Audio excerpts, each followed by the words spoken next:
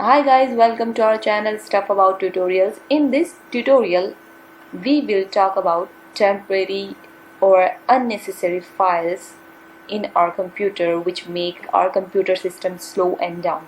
So we will going to delete it. So I am going to press Window plus R for going to delete all my temporary files from my computer.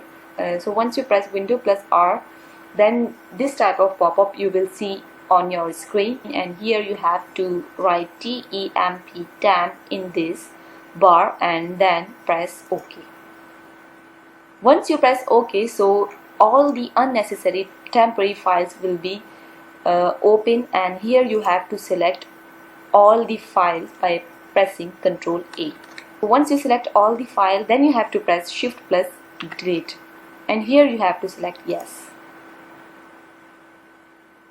And guys, as you can see, all the temporary files has been deleted. For few files will not get deleted because those files are being used by some programs, so we are going to skip these files. And it's almost done, and your temporary files has been deleted. So guys, this is how to delete temporary files from PC or laptop in Windows 10. Hope you like this video. Thank you so much. Good luck.